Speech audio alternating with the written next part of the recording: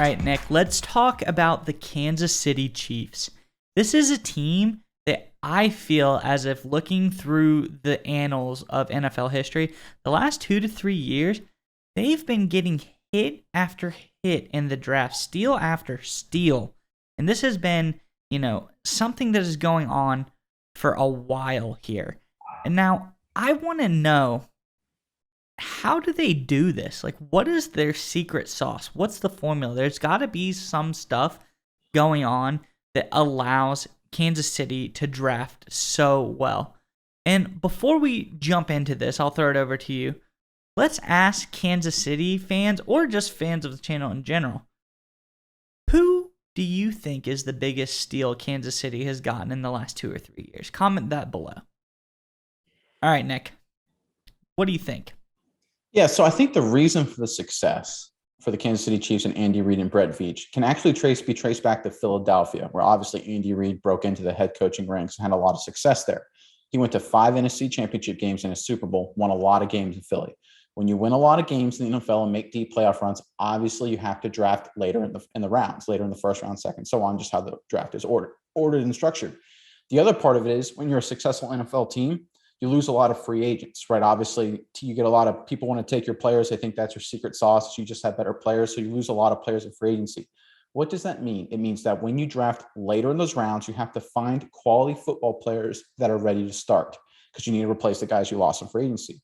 So that means your scouting process is different than most teams. You're no longer looking for the athletic freaks, the phenoms, the special athletes. You're looking for good football players that are ready to play now. Now, ironically enough, teams that usually follow that strategy find the best football players. And that's exactly what's happened with the Kansas City Chiefs. You look at guys like Creed Humphrey, you look at Trey Smith, you look at this past year's draft, Darian Kennard, Sky Moore, they signed Justin Ross. All these guys are great football players, really good football players, but they fell in the draft because they didn't have whatever athletic trait, not a great 40 time or not the right height, weight, whatever reason. When you have that background of learning to draft high quality football players like Veach and Reid did in Philadelphia, that puts you on the path to success because you're never reaching for an athletic phenom that's going to be a bust, right? You just get good football players, and usually that means you actually get better draft picks and have more success.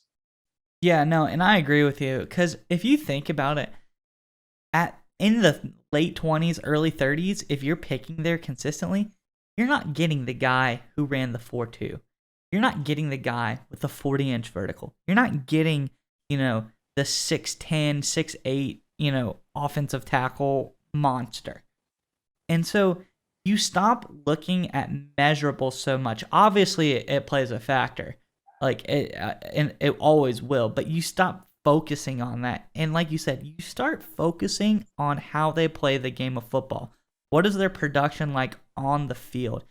And that, how, like you said, and we talk about this all the time consistently, especially through the draft season, we've talked about this. Production on the football field is overlooked. It seems crazy, but it seems to get overlooked. You see guys like Trayvon Walker, athletic freak, all the measurables, but he was lacking production-wise on the field, where a guy like Aiden Hutchinson was much more productive than him on the football field. And, Trayvon goes 1, Hutchinson went 3, so that's not necessarily, 1 and 2, excuse me. But that's not, but your point remains is that there's no reason that Walker should have gone first. No. Hutchinson's a better football player. Yeah, he's a football guy. He's a football player.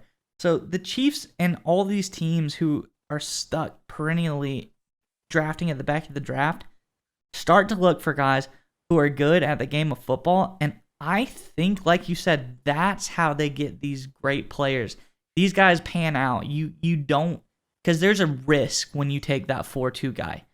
But if you take a great football player, the lowest they can be is pretty productive on the football field. There's like a really higher floor to it.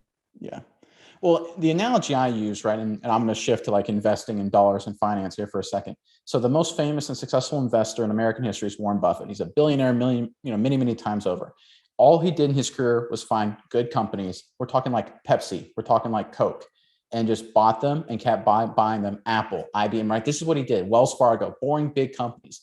And he just did that year after year after year and had made billions of dollars. You go on all these like fake investing sites, what do you see? Hey, buy this hot electric vehicle stock, buy this crypto or whatever. You can make a lot of money.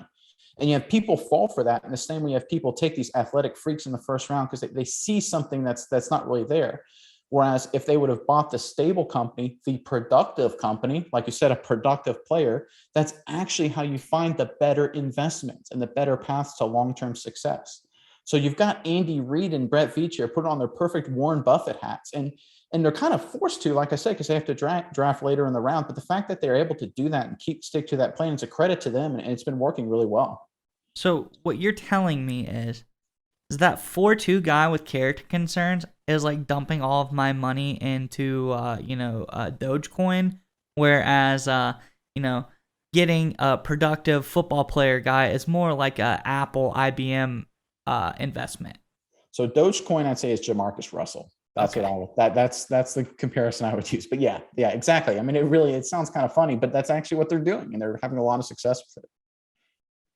All right, Nick, it's time to get your internet privacy back today on every device you own in any country you want. Don't let anyone but you control your internet. NordVPN keeps you safe from prying eyes wherever you go online with their military-grade encryption. Is your favorite Netflix or streaming content blocked in the US? You can simply connect to one of the many countries available with NordVPN and get the access you need.